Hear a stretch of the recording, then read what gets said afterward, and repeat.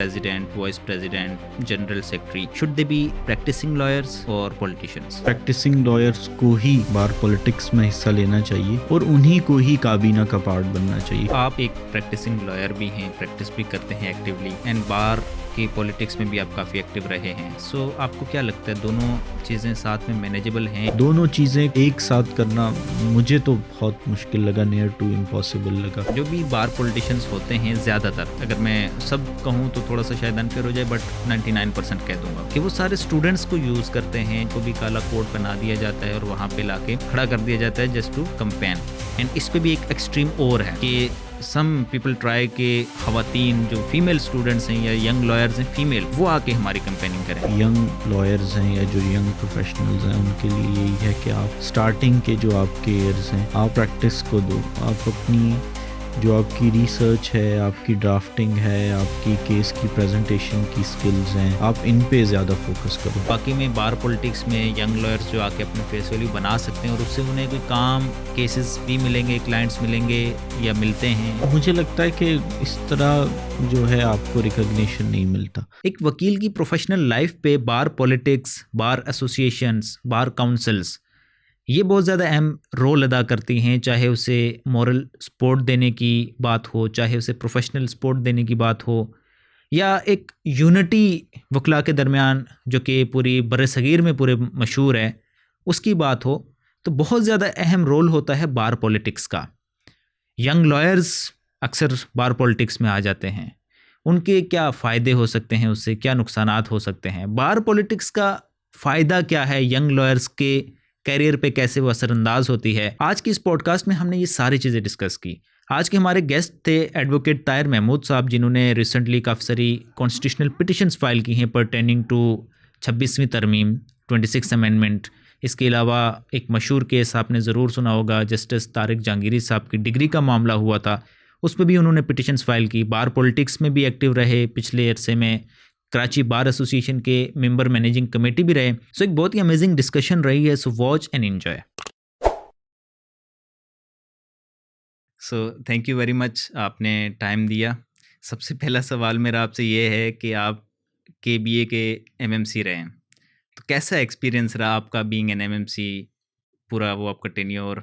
क्या आपने खोया, क्या पाया, क्या सीखा आपने उससे, या क्या आपको हासिल हुआ, क्या आपने डिलीवर किया? देखिए, मेरे लिए तो ये बिल्कुल एक न्यू लाइफ का एक्सपीरियंस था इन अ वे कि मेरे लिए एक पॉलिटिकल लर्निंग थी कि कैसे एक ऑर्गेनाइजेशन में आप अपना पॉलिटिकल कैरियर शुरू करते हो, या वहाँ पे किस तरह आप एक देखते हो कि ऑर्गेनाइजेशन कैसे काम करती है। तो मैंने तो इसको काइंड ऑफ एक तरह से अपनी पॉलिटिकल लर्निंग ली उसमें, क्योंकि इससे पहले जो है मैंने कभी किसी भी तरह की, ना कभी कोई पॉलिटिकल पार्टी ज्वाइन की, ना मैं किसी पॉलिटिकल ग्रुप में रहा।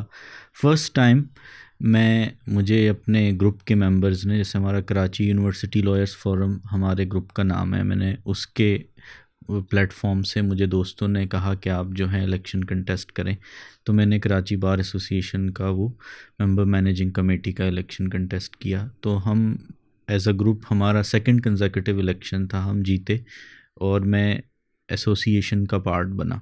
एसोसिएशन का पार्ट बनने के बाद मैंने वहाँ देखा कि कैसे जो है एक एसोसिएशन जो है इतने ज़्यादा लोगों को, जो एक्टिंग तकरीबन 10,000 मेंबर्स होते हैं हमारे, जिनकी हर चीज़ ड्यूज़ उनके हर चीज़ क्लियर होती है, और वो एक्टिवली 10,000 लोग हमारे एसोसिएशन में डेली बेसिस पे पार्ट बन रहे होते हैं। वैसे तो 20,000 से ज़्यादा हैं कराची बार एसोसिएशन के नंबर्स। आई थिंक सिंध बार था ये KBA, उसके 40,000 के करीब मुझे इनरोलमेंट्स नज़र आ रही थी।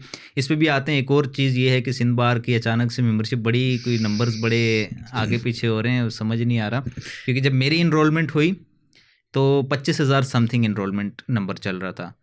कुछ ही महीनों बाद, 2-4 महीनों बाद वो 50,000 प्लस से ऊपर चला गया। अब वो वजह नहीं मुझे पता लगी।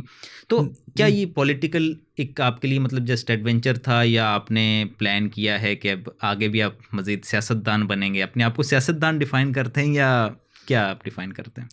मैं अपने आप को जो बार पॉलिटिक का एक तरह से एक्टिविस्ट डिफ़ाइन करता हूँ कि बार पॉलिटिक्स होती क्या है, जो मैंने समझी है, मतलब मेरे ओपिनियन के मुताबिक वो ये होती है कि आप जो है अपने, जो आपकी फ्रेटर्निटी है, आप उसके लिए क्या चीज़ें, या आप क्या चाहते हो कि किस तरह आप बेहतरी आए आपके प्रोफेशन में, या आपके लोग जो हैं, जैसे फॉर एग्ज़ाम्पल हमारे वकील हजरात हैं, वो केबीए में डेली बेसिस पे काम करते हैं या पेयर होते हैं, उनकी, मेरा जो मोटिव था जिसमें था कि लीगल एजुकेशन पे मैं काम करूं, मैंने वो काम किया, मैंने कोशिश की, मैंने इवन एक प्रपोज़ल जो है दिया था कि वकीलों की एक अलग जो है आप एकेडमी बनाएं, जैसे कि सिंध जुडिशल एकेडमी है जो हमारे जजेस हजरात की ट्रेनिंग करती है।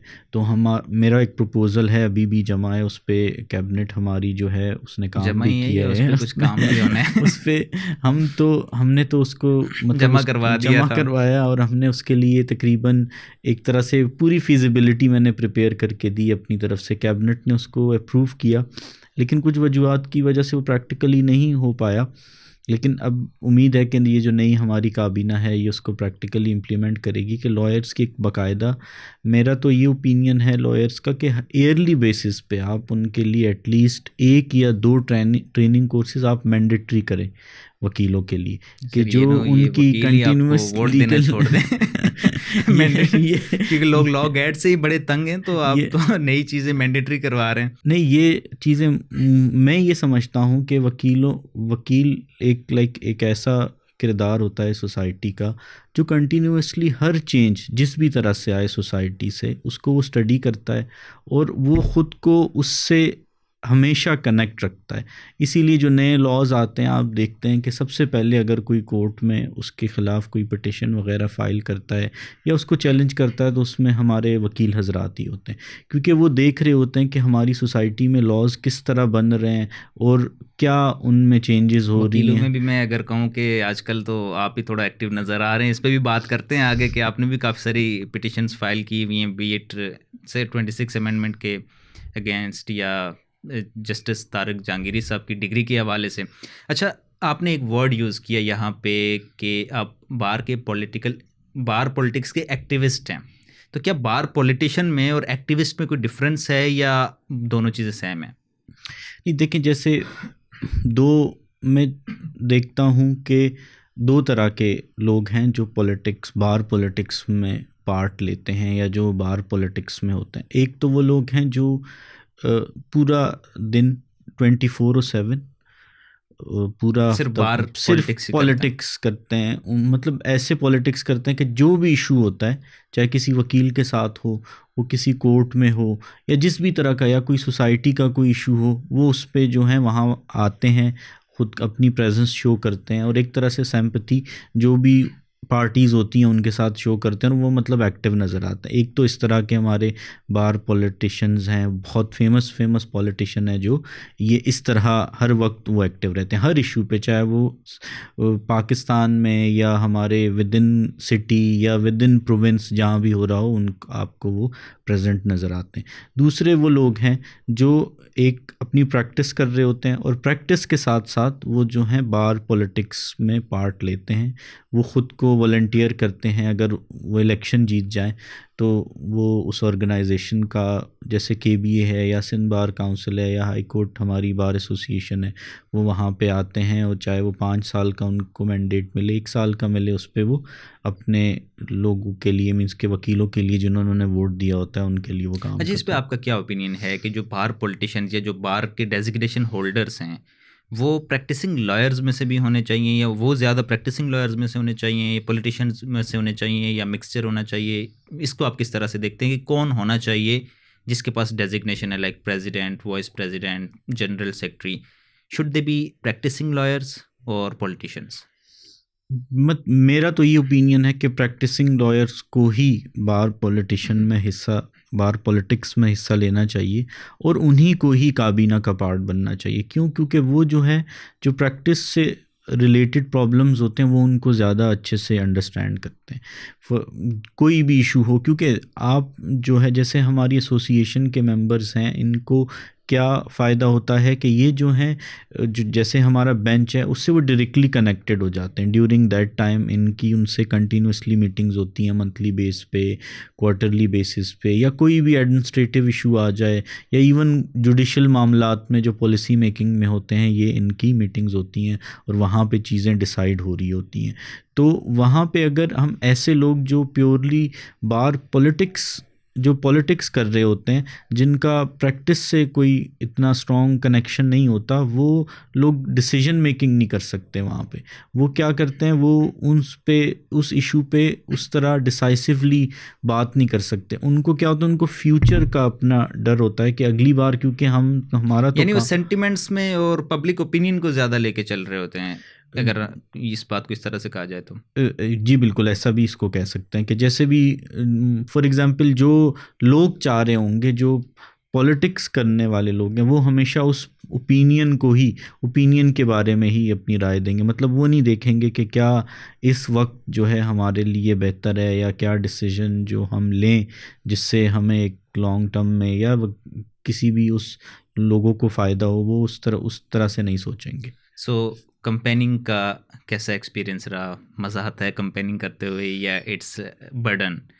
करनी तो होती है। अब जैसे ही हम जाते हैं सिटी कोर्ट, अगर हम जाते हैं कराची बार की, अगर मैं स्पेसिफिकली बात करूं, तो जो बार पॉलिटिशियंस होते हैं वो सुबह 7 बजे से खड़े होते हैं। So how is that experience? Is it charming? क्या बर्डन फील होता है, मज़ा आता है? आपका पूरा ओवरऑल एक्सपीरियंस रहा कैसे? क्योंकि आपका भी जैसे आपने कहा फर्स्ट टाइम था, सो हाउ वाज इट? तो ये जैसे शुरू में, तो मैं अपना आपको ऑनेस्टली बताऊं तो मुझ में तो शुरू में थोड़ा सा बहुत लाइक रिजर्व या काइंड ऑफ हेजिटेट, मतलब थोड़ा सा मुझे शुरू इंट्रोवर्ट, हाँ, मेरी लाइक पर्सनैलिटी ऐसी थी पॉलिटिक्स में आने से पहले कि मैं बस कोर्ट में जा रहा हूँ, वहाँ अपने केस में अपेयर होता हूँ, और बहुत कम टाइम के लिए कभी बार में बैठा, नहीं तो लाइब्रेरी में बैठना, और सिर्फ ऑफिस, कोर्ट, ये 2-3 जगह थी जहाँ मेरा मतलब बैठना हो रहा था। लेकिन बार पॉलिटिक्स में आने के बाद जो है ये लाइब्रेरी में बैठना, बिल्कुल बंदा नहीं बैठ सकता। हमेशा आप बार में बैठते हो दोस्तों के साथ, कोई भी डिफरेंट इवेंट्स में आप पार्टिसिपेट कर रहे होते हो। तो स्टार्टिंग में तो मुझे थोड़ा सा बोरिंग लगा वो, मतलब उस माहौल में ख़ुद को इंडल्ज करने के लिए। लेकिन जैसे ही आप ख़ुद को उस माहौल में आप इंडल्ज कर ले, तो फिर आप इंजॉय करते हो वहाँ, फिर आप इसको ना एज इंजॉयमेंट ले रहे हो। तो आप देखते हो लोगों को, ये भी एक बहुत एक एक्सपीरियंस है उस तरह का कि आप लोगों को अंडरस्टैंड कर रहे होते हैं, उनकी बॉडी लैंग्वेज, उनसे कम्युनिकेशन। फिर आप उनसे जब इतने सारे लोगों से आप कम्युनिकेट करते हो, तो आपकी इंट्रापर्सनल स्किल्स हैं वो डेवलप होती हैं। फिर आप डिफरेंट इवेंट्स में जाते हो, वहाँ आप डिफरेंट स्पीचेस करते हो, या अपने आप को एज अ कैंडिडेट उनके सामने प्रेजेंट करते हो। साथ साथ आपका बिल भी इंक्रीज होता है चाय का। सो आपका बिल कितना इंक्रीज हुआ चाय का? तो ये तो है कि बार पॉलिटिक्स जो है बहुत ज़्यादा जो है मतलब एक्सपेंसिव एक तरह से शौक है जिसको भी आना है। तो मेरा तो तकरीबन $500,000 के करीब जो है मेरे एक्सपेंसेस हुए। इतने नहीं, जैसे मेंबर मैनेजिंग कमेटी है, एवरेज उनका 5 से 10 लाख रुपए जो है बार पॉलिटिक्स में। सो रिटर्न भी कुछ मिलता है या बस वन साइडेड ही खाता है? नहीं, रिटर्न देखें, रिटर्न आपको जो है रिस्पेक्ट मिलती है, आपको एक तरह से अच्छी रिप्रेजेंटेशन मिलती है कि आप कनेक्शंस मिलते हैं इतने, मतलब जो हमारे प्रोफाउंड मेंबर्स हैं या ऐसे लोग जो मतलब वन ऑफ द बेस्ट समझे जाते हैं, आप उनको रिप्रेजेंट कर रहे होते हैं, उनके रिप्रेजेंटेटिव होते हो। तो ये एक बहुत एक ऑनर की बात है कि आप 1 साल के लिए आते हो और अपने वकीलों को आप कहीं पे रिप्रेजेंट कर रहे होते हो। आप समझते हैं कि 1 साल का टेन्योर जो है वो इनफ है कि उस पर आप सारी चीज़ें उस तरह से ग्रिप कर पाएँ और उस पर अमल कर पाएँ, या ये टेन्योर कम है, इसको थोड़ा सा बढ़ना चाहिए? तो मुझे लगता है कि एसोसिएशन का टेन्योर 1 साल ही है, यही रहना चाहिए। क्योंकि अगर टेन्योर बढ़ेगा, ये भी एक बहुत बड़ी डिबेट है कि उस पर फिर जो है दूसरे हमारे जो दोस्त हैं जो इलेक्शन लड़ना चाह रहे होंगे उनको मौका नहीं मिलेगा। फिर जिसको जो काम करना है मैं समझता हूँ वो 1 साल में कर लेगा, उसके लिए 1 साल का टाइम है। अगर वो अपने प्रोजेक्ट्स अच्छे से, वो अपनी कोई भी प्रोजेक्ट है उस पर वो फिजिबिलिटी ऑलरेडी बना के आए, वो अपने मैनिफेस्टो में क्लियर हो कि मुझे ये काम करना है, और वो अपना मैनिफेस्टो लेके आए और उस मैनिफेस्टो पे वो जो है इम्प्लीमेंट करे, तो वो कर पाएगा। 1 साल में कर लेते हैं। हमारे बहुत सारे लोग हैं जिन्होंने जो जो अपनी वो लेके आए अपने मैनिफेस्टो में, उन्होंने वो चीज़ों को कंप्लीट किया और डिलीवर किया 1 ईयर में भी। और जैसे हम देखते हैं 5 ईयर में, आप देखें सिंध बार काउंसिल है 5 साल उनका टेन्योर है, तो उस टेन्योर में भी आप देखें सिंध बार के कुछ मेंबर्स होंगे जिन्होंने कुछ थोड़े बहुत लिमिटेड काम किए होंगे। अच्छा ताहिर साहब, आप ये बताएं कि आपने लॉ क्यों चूज़ किया, वकालत की ही फील्ड क्यों? आप फर्स्ट जनरेशन है, किस चीज़ ने आपको मोटिवेट किया कि आप वकालत करें और वो भी लिटिगेशन करें? जैसे मैं इससे पहले जो है मैं सॉफ्टवेयर इंजीनियरिंग कर रहा था कराची यूनिवर्सिटी के UBIT डिपार्टमेंट से, तो मैंने वहाँ से जो है स्किप किया और मैंने लॉ में एडमिशन लिया कराची यूनिवर्सिटी में ही 5 ईयर प्रोग्राम में BA LLB। हमारा लाइक 2014 में फर्स्ट बैच था कराची यूनिवर्सिटी का।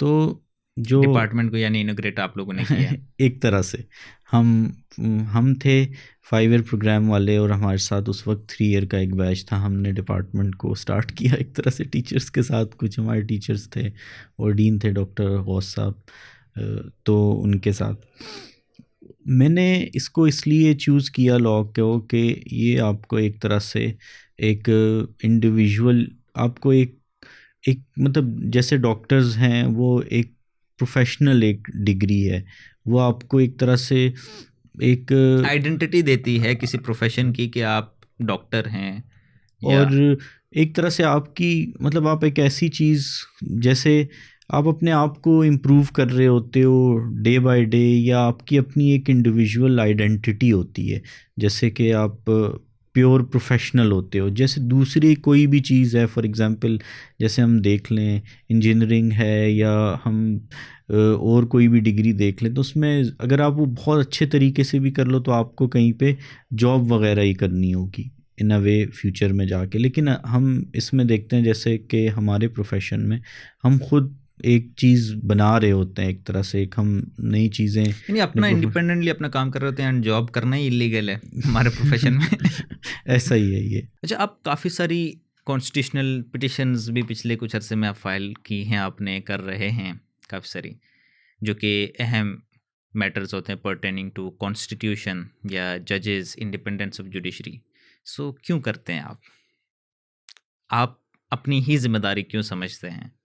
ये जैसे हम देखते हैं कि कोई भी इशू हो, फॉर एग्ज़ाम्पल जैसे हमने देखा कि जजेस ने, हमारे इस्लामाबाद हाई कोर्ट के 6 जजेस ने खतूत लिखे अपने चीफ़ जस्टिस को, और उन्होंने एक इशू जो है बताया कि हमारे साथ कुछ एजेंसीज़ हैं वो हमें एक तरह से हिरास कर रही हैं या हमें तंग कर रही हैं, हमारे जो हम अपनी प्रोफेशनल ड्यूटीज़ अंजाम दे रहे हैं उसको इन्फ्लुएंस करने की कोशिश कर रही हैं। तो उसके बाद से क्या होता है कि उस पर्टिकुलर कोर्ट को जो है उसको मतलब उन जजेस को वहाँ पे दबाया जाता है, एक तरह से उनको अपने काम से जो है रोका जाता है डिफरेंट चीज़ें करके। तो उसमें से एक इशू सामने आया जिसमें हमने देखा कि हमारे जस्टिस हैं तारिक महमूद जहांगीरी साहब, उनकी डिग्री का एक इशू बनाया गया और उसको मीडिया वो पे, यूनिवर्सिटी भी तो गालिबन आप ही की थी।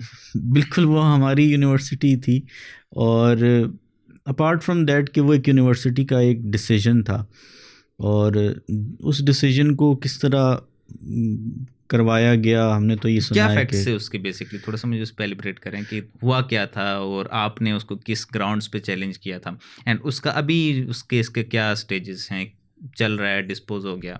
अभी वो केस पेंडिंग है, वो उसमें कमेंट्स फाइल किए हैं, और गवर्नमेंट के जो हमारे वकील साहब आए हैं वो अभी उसको चला रहे हैं।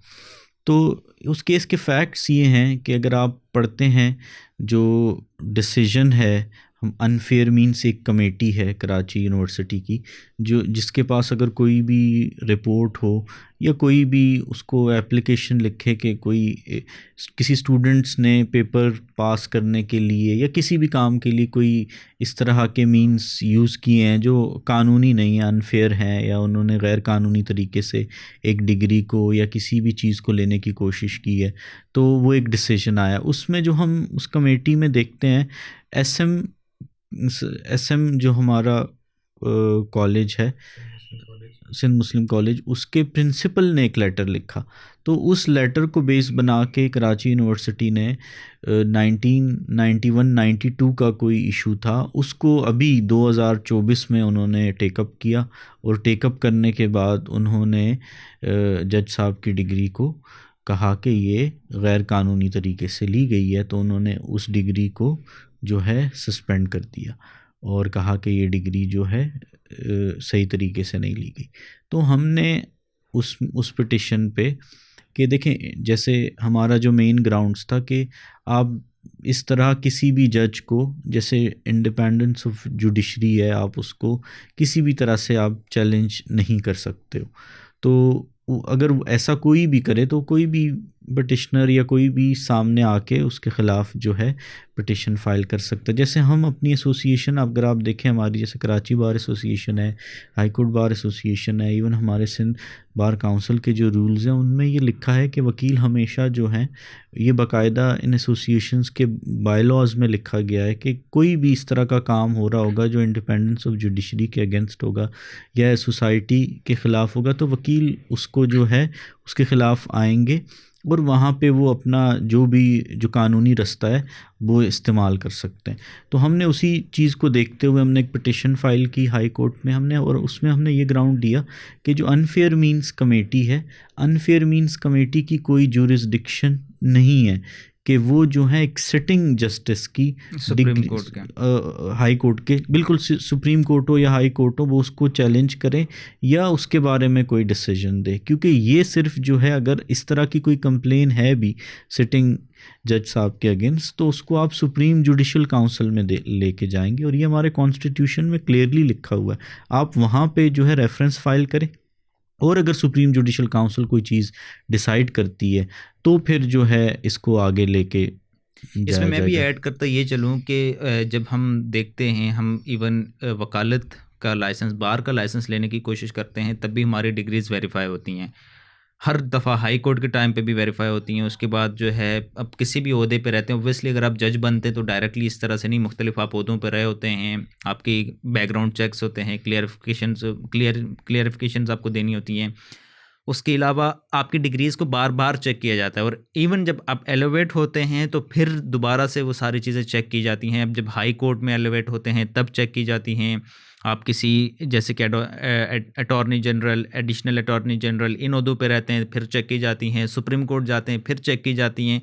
तो ऑल ऑफ सडन एक निकल के आती है चीज़, इतने सारे चेक्स के बावजूद, इतनी सारी वेरिफिकेशंस के बावजूद कि जी ये एक जाली चीज़ है। तो मतलब थोड़ा सा तो बंदे को होगा यार, इतने सारे अगर चेक्स हों तो उनमें क्यों नहीं पता लगा। बिल्कुल, ये कोर्ट ने जब अपना ऑर्डर लिखा, फर्स्ट ऑर्डर, तो उसमें कोर्ट ने ये ऑब्जर्वेशंस दी जो आपने बताई नहीं। इवन वो जज साहब ने भी इस तरह के गवर्नमेंट के ओहदे उन्होंने अपने टेन्योर में 2015-14 में इस तरह के ओहदे संभाले, और उन्होंने ये भी सवाल उठाया कि कराची यूनिवर्सिटी ये बताए कि पिछले 30 सालों में या पिछले 20 सालों में उन्होंने कितनी इतनी पुरानी डिग्रीज़ को रीवेरीफाई किया या जाली करार दिया है, या उनको जो है इस तरह डिसमिस किया।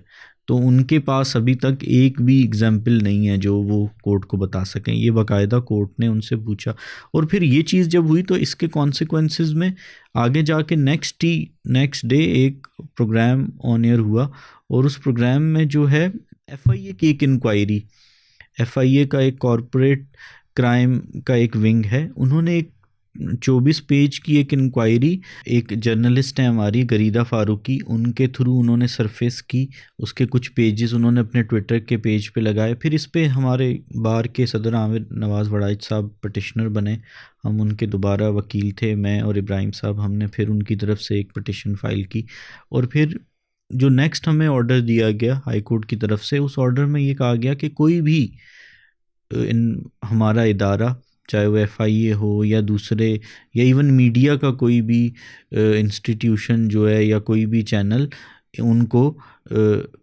हम रिस्ट्रेन कर दिया गया। और आप जो हैं इस तरह किसी भी सिटिंग जज को आप डिफेम नहीं करेंगे या उनके बारे में इस तरह की मतलब लेबलिंग नहीं करेंगे कि उनकी डिग्री के मुतल्लिक आप जो हैं, जैसा कि इस केस में किया जा रहा था। तो उसके बाद से दोबारा इस इशू को नहीं छेड़ा गया मीडिया पे या कहीं और। लेकिन ये दोनों केसेस जो हैं हमारे पेंडिंग है। इसमें फिर एसोसिएशंस ने भी जो है केसेस फाइल किए हैं। फिर हमारी इस्लामाबाद बार एसोसिएशन के सदर आए हैं कराची, हमारे सिंध हाई कोर्ट, उन्होंने एक पिटिशन फाइल की है। फिर बलूचिस्तान हाई कोर्ट के सदर आए हैं, उन्होंने बलूचिस्तान बार काउंसिल के, उनकी तरफ से बैरिस्टर सलाउद्दीन साहब वकील हैं जो इस्लामाबाद हाई कोर्ट है, उनकी तरफ से फैसल सिद्दीकी साहब उनको रिप्रेजेंट कर रहे हैं। तो इस तरह डिफरेंट पिटिशन्स जो हैं फ़ाइल हुई हैं और अब वो सब कंसोलिडेट होके एक साथ चल रही हैं। अच्छा सर, आप एक प्रैक्टिसिंग लॉयर भी हैं, प्रैक्टिस भी करते हैं एक्टिवली, एंड बार के पॉलिटिक्स में भी आप काफ़ी एक्टिव रहे हैं। सो आपको क्या लगता है दोनों चीज़ें साथ में मैनेजेबल हैं या how difficult it is to manage? And जैसे हमारी पहले बात हो रही थी, तो आप इस चीज़ को, इस सारे एडवेंचर को जो आपने पॉलिटिकल किया, आप मेंबर रहे, आप इसको एज एक ब्रेक कंसिडर कर रहे थे विद इन योर प्रैक्टिस। तो आप किस तरह से देखते हैं, मैनेजेबल हैं, मैनेज कर दी जाती हैं, या कहीं ना कहीं पे थोड़ा कॉम्प्रोमाइज़ करना पड़ता है? मुझे लगता है कि अगर आप बार पॉलिटिक्स में एक्टिवली पार्टिसिपेट करते हो तो आपकी प्रैक्टिस इफ़ेक्ट होती है।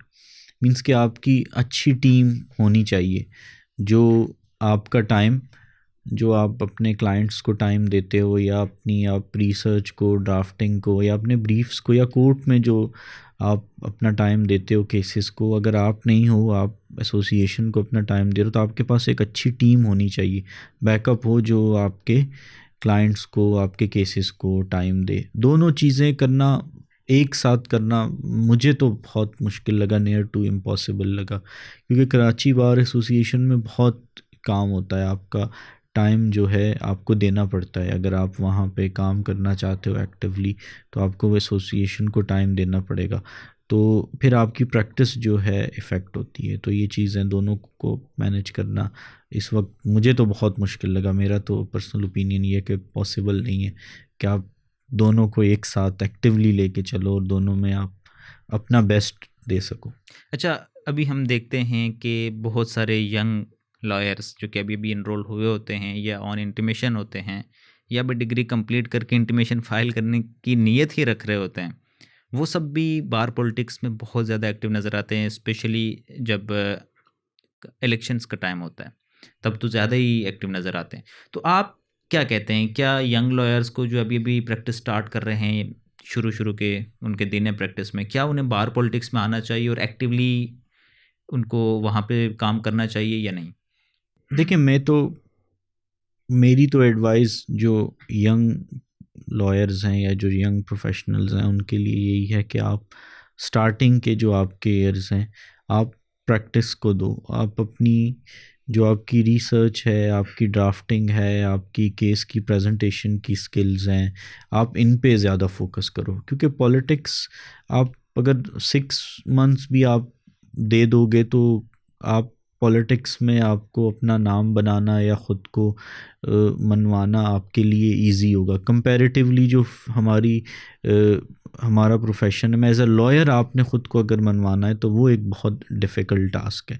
उसके लिए आप मेहनत करो, फिर आप अपना टाइम, थोड़ा टाइम जो है बाद में आके अगर आप पॉलिटिक्स को दोगे तो आपके लिए ज़्यादा आसानी रहेगी। लेकिन अगर आप सिर्फ बार पॉलिटिक्स करोगे तो वो जो है वो आपको प्रैक्टिस में आप बहुत ज़्यादा अच्छा कहीं पे परफॉर्म नहीं कर पाओगे। फिर आपको ज़्यादातर टाइम जो है अपना पॉलिटिक्स को ही देना होगा। जैसे इसमें मैं एक और चीज़ देखता हूँ, मतलब मेरा अपना ये ओपिनियन है, मैंने फ़ील किया है कि हमारे यंग लॉयर्स को कोई अपॉर्चुनिटीज़ मिलती नहीं है लॉ फर्म्स में जाने की, या कहीं उनके पास जॉब होती नहीं है, जॉब के अलावा उनके पास क्लाइंट्स ही नहीं होते। तो जब वो चीज़ें नहीं होती तो मुझे लगता है कि उनको फिर और जो कोई है ऑप्शन नहीं और होता, कोई ऑप्शन नहीं होता गेट स्टार्टिंग सम रिकग्निशन के, यार कुछ थोड़ा बहुत आपको जान पहचान मिल जाए। एंड स्पेशली ये इंटर्नशिप्स भी बहुत ज़्यादा पॉलिटिशियंस की तरफ से खोल दी जाती हैं, स्पेशली जब इलेक्शंस का टाइम होता है। अच्छा, इस पे एक और चीज़ मुझे एटलीस्ट देखने को मिलती है। जो भी बार पॉलिटिशियंस होते हैं ज़्यादातर, अगर मैं सब कहूँ तो थोड़ा सा शायद अनफेयर हो जाए, बट 99% कह दूंगा कि वो सारे स्टूडेंट्स को यूज़ करते हैं। जो अभी स्टूडेंट्स ग्रेजुएट भी नहीं होते, उनको भी काला कोड बना दिया जाता है और वहाँ पे लाके खड़ा कर दिया जाता है जस्ट टू कंपेन। एंड इस पे भी एक एक्सट्रीम और है कि सम पीपल ट्राई के ख़वातीन जो फीमेल स्टूडेंट्स हैं या यंग लॉयर्स हैं फीमेल, वो आके हमारी कंपेनिंग करें। तो आप इस सारी चीज़ को किस तरह से देखते हैं, यूजिंग स्टूडेंट्स जो कि इनरोल्ड ही नहीं है उनको काला कोड पहना के, एंड स्पेशली टारगेटिंग के यार फीमेल्स आके हमारी कंपेन करें। So how do you see that? देखिए, मेरा इसमें पर्सनल ओपिनियन ये है कि आप स्टूडेंट्स को बिल्कुल भी अपनी कंपेन में यूज़ नहीं करो। किसी भी तरह की आपकी कोई कंपेन है या किसी भी तरह के आप पॉलिटिक्स का पार्ट बन रहे हो, तो आप स्टूडेंट्स को एज अ फ्यूल यूज़ नहीं करो। क्योंकि देखें, स्टूडेंट्स जो हैं, आप अभी से अगर उनको पॉलिटिक्स में इंडल्ज कर दोगे, आप अगर स्टूडेंट्स को आप अच्छे से हम लोग अगर स्टूडेंट्स को गाइड नहीं करेंगे या स्टूडेंट्स को हम स्टडी की तरफ या लाइब्रेरी की तरफ या रिसर्च की तरफ या अपनी स्किल्स डेवलपमेंट की चीज़ें नहीं बताएंगे, तो स्टूडेंट्स तो वैसे ही इन चीज़ों से मुझे लग रहा है कि अभी के दौर में दूर है। इन अ वे कि मैंने जो फ़ील किया है, मैं इस साल एक सब्जेक्ट कराची यूनिवर्सिटी में फ़ाइनल ईयर के स्टूडेंट्स को पढ़ा भी रहा हूँ, और मैंने ये फ़ील किया है कि आज से 6-7 साल पहले जब मैं पढ़ रहा था और अब के जो स्टूडेंट्स हैं, मुझे ये लग रहा है कि उनको उस तरह की एजुकेशन नहीं दी जा रही। डे बाय डे हमारी जो लीगल एजुकेशन है, हमारे जो टीचर्स हैं या इन अ वे हमारे जो इंस्टीट्यूट्स हैं, उन्होंने डेटोरिएट कर रहे हैं क्वालिटी को बिल्कुल ही उन्होंने कम कर दिया है। और मैं देख रहा हूँ कि स्टूडेंट्स ने भी उसकी देखा देखी, वो चाह रहे हैं कि हमें जो है आप पॉलिटिकल एक्टिविटीज़ में इंगेज करो, आप हमें एक्स्ट्रा करिकुलर एक्टिविटीज़ में। मैं देख रहा हूँ कि वो ज़्यादा एंजॉय करते हैं कंपैरेटिवली। अगर आप उनको एक रिसर्च बेस्ड, लाइब्रेरी बेस्ड इस तरह का कोई टास्क दो या कोई असाइनमेंट दो, वो उनके लिए करना ज़्यादा मुश्किल हो रहा है। तो मतलब मुझे लग रहा है कि इसमें हमें स्टूडेंट्स को बिल्कुल भी पॉलिटिक्स में नहीं लाना चाहिए। किया जाता है, ये मेरा ओपिनियन ये कि बिल्कुल ये गलत है।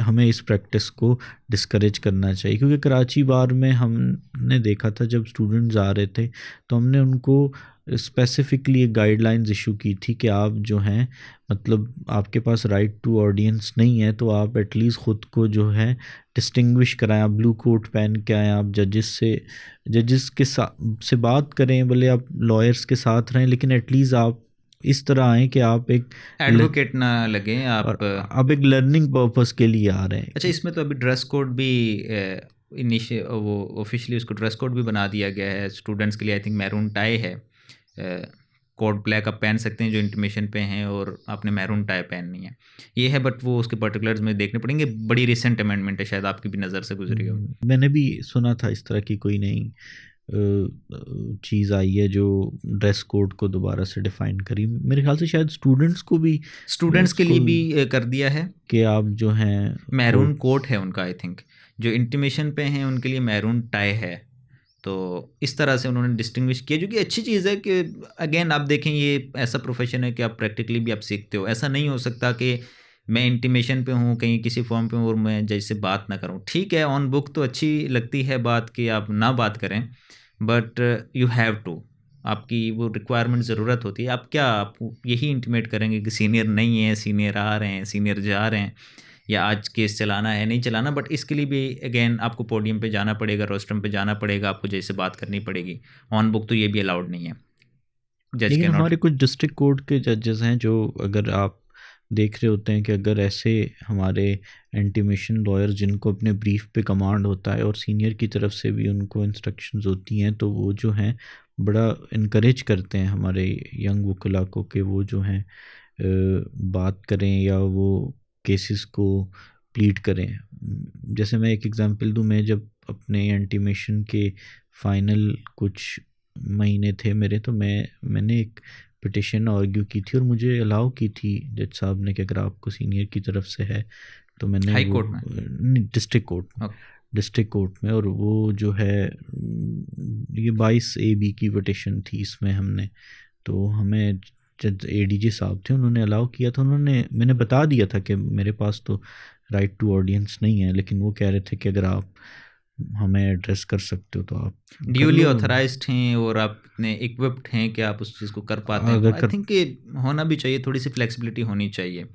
तो स्टूडेंट्स को तो हम देखते हैं कि हमारे जो जैसे सीनियर्स हैं जो वो भी सिखा रहे होते हैं, कोशिश कर रहे होते हैं, जजेस हैं और लोग भी उनकी हेल्प कर रहे होते हैं। जब स्टूडेंट से आप वकालत वाले फेज़ में आते हो तो मुझे लगता है कि तब वहाँ से आप जो है डिफ़िकल्टीज़ कंपैरेटिवली ज़्यादा फेस करते हो। लेकिन जब स्टूडेंट्स होते हैं तो हर कोई जो है एक तरह से उनको कोशिश करता है कि वो जो है उनको सिखाए या मोटिवेट करे अच्छा, इन अ ज़्यादा वे। स्टूडेंट्स बार पॉलिटिक्स में आते हैं, हम का जिन लोगों से भी इंटरेक्ट करते हैं तो वो ये कहते हैं कि हम अपना एक रिकग्निशन बना रहे हैं, फेस वैल्यू बना रहे हैं पॉलिटिशियंस जो कि फेमस हैं उनके साथ रह के, या जिस तरह से भी हम बार में एक अपना नाम बनाएंगे उससे शायद हमारे हमारे पास काम आएगा।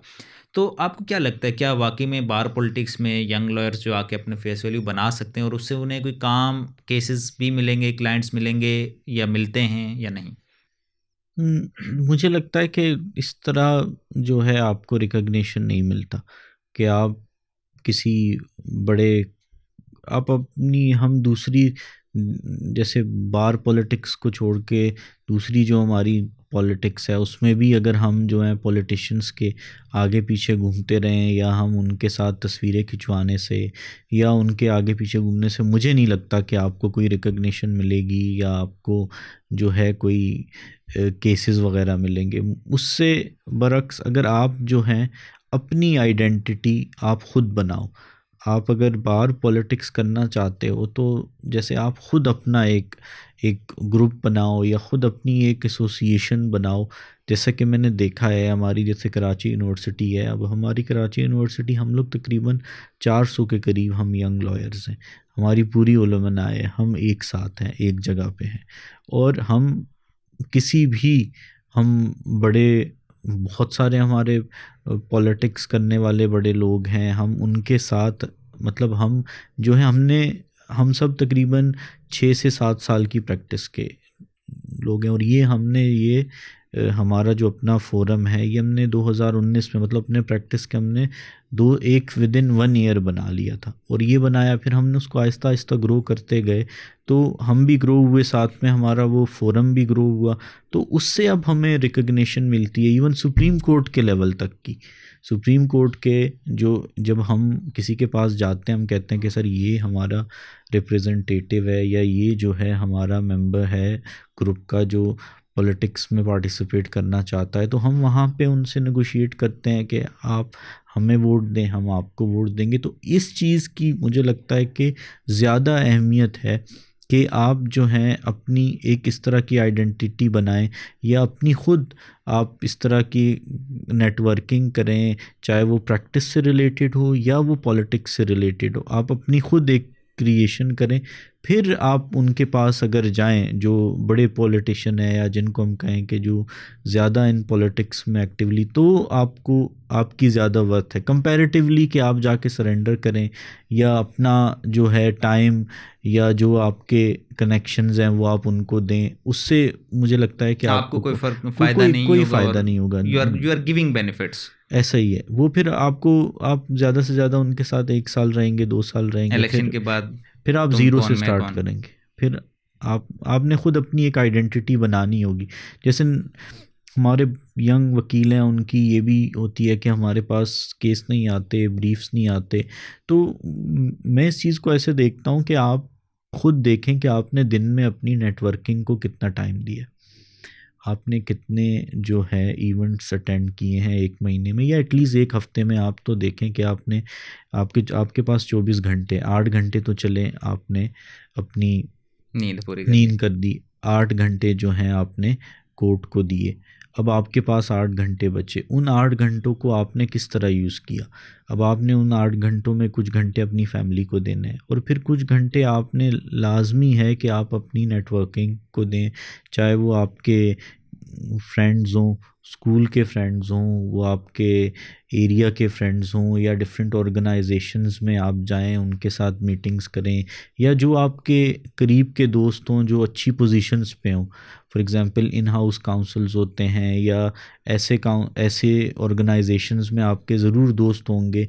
उन ऑर्गेनाइजेशंस की मतलब उनके पास डिफरेंट पैनल्स होते हैं, उनके पास डिफरेंट केसेस होते हैं, वो ओपिनियंस मांग रहे होते हैं डिफरेंट इश्यूज़ पे। तो आपने अगर अपने आप को ऐसा वेल इक्विप्ड किया है तो आप उनसे जाके मीटिंग्स करें, वहाँ से आप अपने कनेक्शंस बढ़ाएं, फिर इस तरह आपको काम मिलेगा। मतलब ऐसा नहीं है कि आप जो हैं दूसरों को ब्लेम करें कि कोई आपको काम देगा काम लग दे, ऐसा मतलब नहीं होगा। आपको खुद अपने लिए अपॉर्चुनिटीज़ क्रिएट करनी होंगी। पहले तो आपने अपनी स्किल्स पे काम करना होगा, फिर अगर आपको अपॉर्चुनिटीज़ मिलेंगी आप उनको कैपिटलाइज करें और फिर आप उनको बढ़ाते जाएं, वो आपके क्लाइंट्स मल्टीप्लाई होते जाएंगे। अच्छा, ये जैसे कि we all are in growing phase, आपकी भी प्रैक्टिस अभी ग्रो कर रही है, हमारी भी अभी स्टार्ट है, कुछ थोड़ा बहुत हो रहा है। सो अब क्या देखते हैं कि क्या ओवर द टाइम आपकी क्लाइंटेज बढ़ना शुरू होती है नेचुरली, या एक स्टैग्नेंट आपकी पोजीशन रहती है? नहीं, ओवर द टाइम तो आपकी क्लाइंटल बढ़ना शुरू हो जाती है। ऐसे कि जैसे अगर आपके पास क्लाइंट्स आते हैं ना, आप किसी एक क्लाइंट को एक अच्छा काम करके देते हो। जैसे मैं आपको कुछ अपनी पर्सनल एग्जांपल्स दूं, मैंने मुझे जो है एक पिछले साल ही 2023 में एक मुझे थोड़ी मुश्किल बेल मिली, तो वो मैंने लेके दी 324 की। मतलब विद इन वीक मुझे वो बेल ग्रांट मतलब हो गई। ग्रांट हो गई। इस तरह मैंने थोड़ा जल्दी जल्दी चीज़ों को प्रोसीड किया तो वो मुझे ग्रांट हो गई बेल।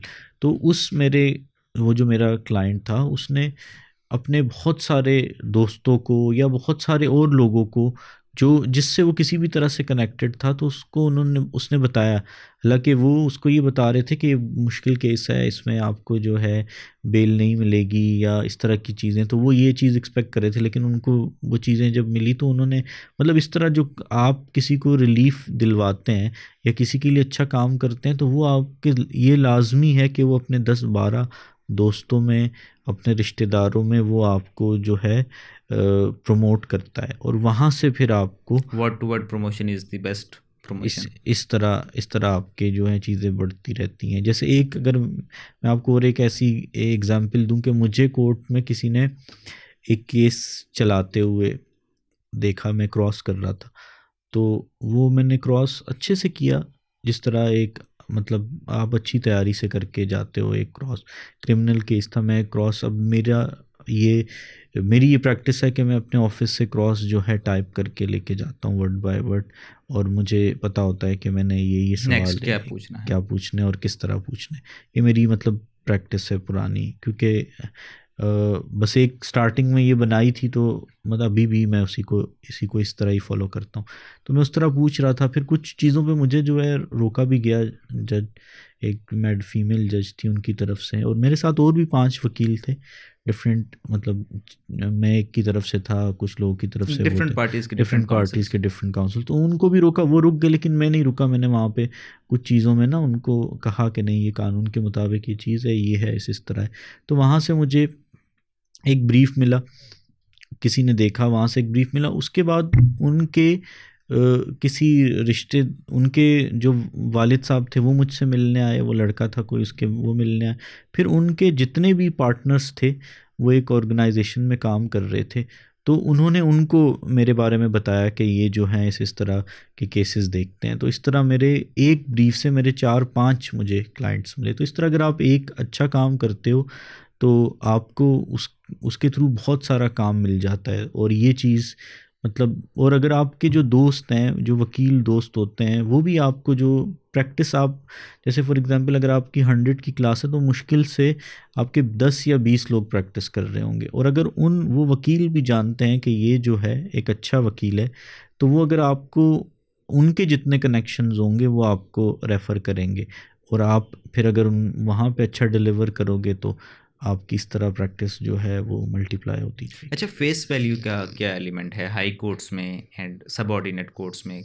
फेस वैल्यू पे कितनी रिलीफ मिलती है, और फेस वैल्यू के बगैर क्या आपके केसेस में आपको प्रेजुडिस का सामना करना पड़ता है? प्रेजुडिस थोड़ा सा आई थिंक ज़्यादा हो जाएगा, बट आपको क्या फ़ायदा होता है फेस वैल्यू का, और क्या नुकसान हो सकता है फेस वैल्यू ना होने की वजह से? देखिए जैसे मुश्किल केसेस होते हैं तो मुझे ये लगता है कि फेस वैल्यू से तो उन पे कुछ उन केसेस में हो सकता है कि कुछ फ़र्क पड़े। जैसे इजी आप रूटीन के काम कर रहे होते हो, चाहे वो डिस्ट्रिक्ट कोर्ट में हो या हाई कोर्ट में हो, तो उसमें तो आपको इतनी कोई डिफ़िकल्टी नहीं होती। या ऑर्डिनरी प्रैक्टिस होती है, ऑर्डिनरी सारी चीज़ें प्रैक्टिस में ऑर्डिनरली चल सब रही होती हैं। सिंपल प्रोसीजर के मुताबिक चल रहा होता है, वहाँ पे नहीं। हाँ, जहाँ पे थोड़ा सा एक तरह से मैटर जो है कंटेंशियस हो, दूसरी तरफ से भी पार्टीज़ अच्छी हों, लॉयर्स अच्छे हों, यहाँ से आप हों, तो वहाँ पे अगर फॉर एग्जांपल एक कोई अच्छा वकील है जिसकी बहुत अच्छी प्रैक्टिस है और वो इवन अगर किसी काउंसिल का मेंबर है, कभी कभार ऐसा भी होता है, मेरे साथ भी हुआ है मेरी प्रैक्टिस में, मेरे अगेंस्ट जो हैं इस तरह के एसोसिएशन के सदर, काउंसिल के मेंबर्स, वो आपके ओपोनेंट काउंसिल आते हैं, तो आप थोड़ा सा देख रहे होते हो कि वो जो हैं उनको ज़्यादा अच्छी रिस्पेक्ट प्रेफरेंस। मिल रही है या रिकग्निशन मिल रही है, तो उससे मैं उसको जो है फील नहीं करता हूँ। मतलब मेरा ये, आप अगर आपको अपने ओपोनेंट काउंसिल के बारे में नहीं सोचना कि इसकी कितनी वर्थ है पर्सनली, या इसकी क्या पर्सनैलिटी है, या कौन सा ये ऑफिस करंटली होल्ड करता है। आप देखते हो कि आप उसके ब्रीफ्स को क्रिटिकली स्टडी करते हो कि यार इसके ब्रीफ्स में मतलब मुझे क्या क्या चीज़ें हैं जो आपको फेवर कर रही होती हैं, और वो वहाँ पे उनको आप अपनी रिसर्च से, अपनी ड्राफ्टिंग से, इस स्किल से आप वहाँ पे उनको जो है उनके ब्रीफ्स को चैलेंज करते और हो। पार तो कर सकते हो। अच्छा सर, लास्ट कोई स्टूडेंट्स, यंग लॉयर्स के लिए कोई ब्रीफ सजेशन अगर आप देना चाहें। मेरी तो एक सबके लिए, स्टूडेंट्स के लिए या यंग लॉयर्स के लिए ये सजेशन है कि आप अपने जो आपके स्टार्टिंग के ईयर्स हैं इसमें आपके पास टाइम है, और इस टाइम को अगर वो अच्छे से यूटिलाइज करें अपनी स्किल्स को इन्हांस करने के लिए, तो ये उनको जो है लॉन्ग टर्म में एक बेहतरीन फ़ायदा मिल सकता है। फ़ायदा दे सर सकता थैंक यू वेरी मच, आपने काफ़ी टाइम दिया and it was amazing discussion, काफ़ी मज़ा आया। एंड बार पॉलिटिक्स पे हम थोड़ा कम बात करते हैं इस फोरम पे, but obviously bar politics is also part of profession, तो करनी चाहिए हमें। हम मज़ीद इन फ्यूचर भी देखेंगे और भी अच्छी इस तरह की डिस्कशंस शायद हम लाएँ, क्योंकि प्योरली हम पॉलिटिकल बात नहीं करते, related to politics, related to profession, तो काफ़ी इसमें भी आई थिंक होनी चाहिए मज़ीद discussions. Again thank you very much कि आपने टाइम दिया and it was an amazing session, amazing experience. Viewer से भी ये रिक्वेस्ट है कि अगर ये सेशन अच्छा लगा, पसंद आया, तो इसे लाइक करें, चैनल को भी सब्सक्राइब करें। मिलते हैं अगली पॉडकास्ट में, तब तक के लिए अल्लाह हाफिज़।